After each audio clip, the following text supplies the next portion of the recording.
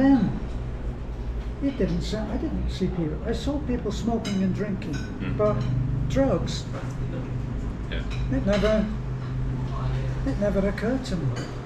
But then, when I came out of the army, I went into being a professional musician. Oh yeah. Then it's there, especially drinking and smoking. Not so in some of the earlier bands in the '60s. Yeah, I saw people doing. That was when LSD was big, but not. I never saw anybody smoking or doing heroin or all this. The razor blade and the powder. No, I never saw anything like that. But I watched drinking destroy people's lives. Oh, it's wrecked my family. My father died at 30 because he was a drinker. He got upset with my mother. Yeah. They had a fight and they went out on the motorcycle and he was driving like Oh, crazy. he had something to drink. Yeah, he was drunk at the time. Yeah. And, they were always fighting because he was always drinking. And that's horrible. I think drinking is awful. I would rather marijuana than alcohol. I'd rather people smoke marijuana. If there are only two choices. Yeah, because I never inhaled. I never smoked. Marijuana never even entered my life. Right. Plus, when I came out of the army, I started studying a particular spiritual course of study, and they said no drink. What was the religious course of study? I never drank anything. I don't want this on there. Probably because I'm always talking about my mother. It was always your brother. You always say you were close to your brother, but then it seems like you were close to your brother, but not your parents. Is what? No, I wasn't. It seems like I wasn't close to my parents. Okay. That's true. Yeah. My father was almost completely deaf. Okay. So it was virtually impossible to have a conversation with him. My mother. So that makes that challenge to connect when you get. Yeah, my mother was the hero of the family. My father was very withdrawn. He couldn't. Yeah, because if he can't communicate. So he couldn't. And back then they didn't have sign language. We didn't learn sign. Sure. So, and I left when I was 15. Yeah. So those are the years. I mean, when I talked, my sister was gone now and my brother, but when my sister talked about my parents, it was like, I didn't know who she was talking about. Really, yeah. She told me about my father and how he liked to read books, and she knew him 7 years before me. So she knew a completely different person. Was your brother older or younger? My brother was 7. There's 7 years between my sister, then me. I was middle, and then my brother another 7 years later. Oh, okay. I've written stories about my brother. He's incredible guy. He's dead. Yeah, you outlived him. He was younger than you. Well, he died when he was 50. Yeah. I've lived. Why? He just. I don't know what it was that. I was in America when he died. He was just about to come out and visit me. Yeah.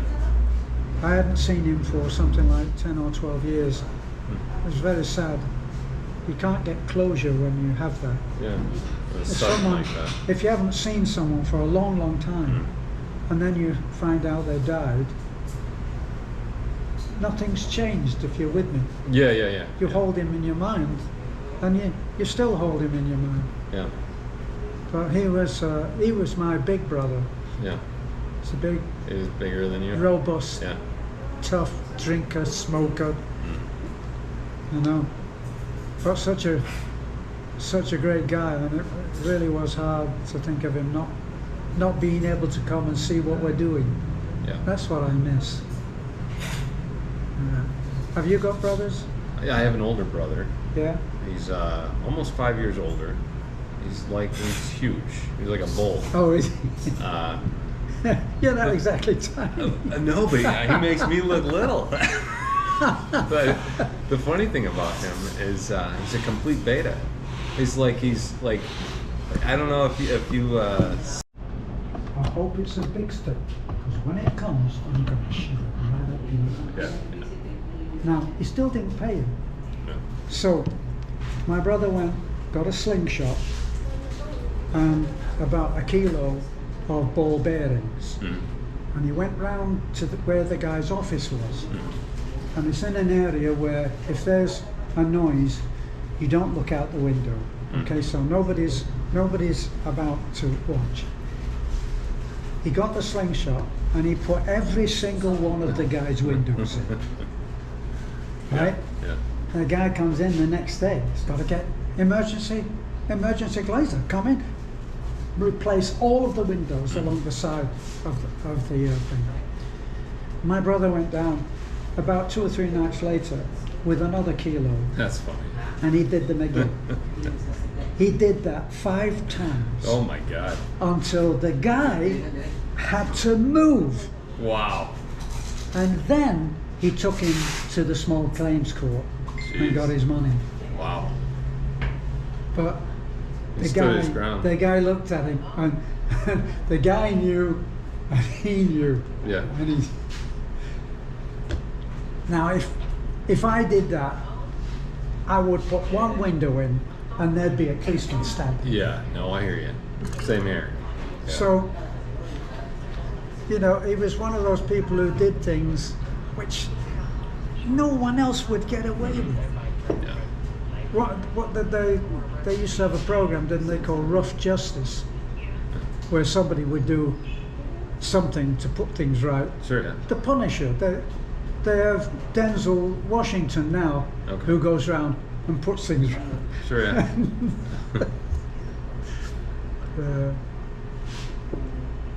Well, I'm surprised that I gave that impression that Well, it's just my impression. Yeah. I'm not saying that that's whatever moment. It just was what I No, got. well, Yeah, I'm not saying it's as valid as that.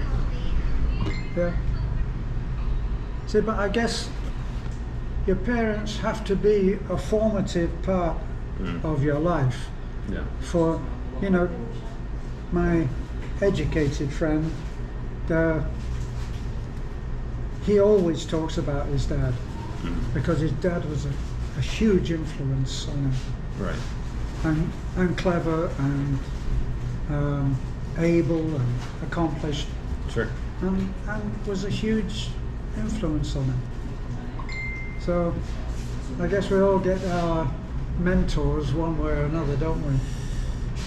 Yeah, I was always looking for one when I was little. I expect you have your mentor from somewhere. No, it was like made up in my head. It was like Benjamin Franklin.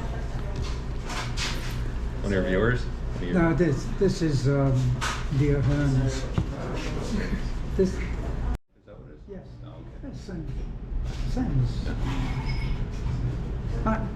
I'm a naturalized American. Yeah. Yeah. Well, I hold the British a little bit higher than Americans. Because, it all kind of stems from Britain. Like, the modern world, it comes from England. Oh, I mean... It was an amazing country. Yeah. Do you ever look at the size of the British Empire? It was everywhere. I mean, I'm not quite sure, but I think it was bigger than the Roman Empire. I believe it. I think it was. And to think about where it is now, Yeah. I mean, they're swimming in debt. They're about to go to like a middle income country status, basically. It's in ruins. I have at $2. Yeah. They won't have change. They'll have to run across the road Yeah. and get change. It's amazing. So 100,000 pesos. How? And then I think it goes up to 300,000 Well, if you don't comply. huh. So how will that work out? And the registration of SIM cards has failed in, I think, either 2 or 3 or 4 countries. Huh. It's already failed. So Well, it's like digital currency is a big push. This year it's coming out in America. They're actually doing away with the penny this year, and digital currency is going to come out this year. It's going to be a soft rollout. But, well, that's my understanding anyway, so it's coming out this year. But it wasn't that big in China. They didn't really, my understanding is not that many people used it. So, but I don't know if it's going to fly. I think that if they're not using it, what they'll do is they'll gradually withdraw cash. Yes, yeah. You know, that's the thing. I mean, it's possible, not that I have a huge understanding of how currency of a country works, but the story that I was told was in Australia they wanted to build the Sydney Bridge, and they couldn't comply with I think the IMF to get the money. And so what they did was they printed the money. Right. They just printed the money. And then they paid for the materials and they paid for the workers. Yeah. And then when the whole bridge was finished, they gradually withdrew the money. Interesting. That's an Australian told me that story. Well, that's essentially what they're doing right now in America. I think it is. They printed the money during COVID, and now they've been retracting the money supply in America has been contracting for like I believe a year. Wow. They've actually been taking money out of the system. Yeah. So it's going to be like they just boom, little boom, little bust, little boom, little bust. Yeah. See, most of the gurus who are on there predicting, you know, people like Kiyosaki. Do you ever look at him? Yeah, There's Robert a man called Kiyosaki. Yeah. And he's saying it's coming, and if you're not ready, you'll be. He's been saying that for a long time. Yeah, and isn't Kiyosaki the one that says that the way he's made his money is by debt? Yeah. He says, don't use your own money. He said, why would I use my own money? He said, I use the bank's money. But other gurus are saying, you know, it's coming. Don't go into debt. I personally wouldn't go into debt. No, yeah. I wouldn't choose that way of debt. It's a killer, you know. It can eat you alive. I went bankrupt years ago, so I understand that. Me too. Once you go bankrupt, it's like you have a different perspective. Yes. Well, when you've lost everything and you have the humiliation of other people deciding whether. When I was married at the time, and they said that they could take the wedding rings because the wedding rings were actually part of the. When I heard that, I couldn't believe it. That was like a real eye opener. Yeah. When I heard they could take the wedding rings away. Yeah. So.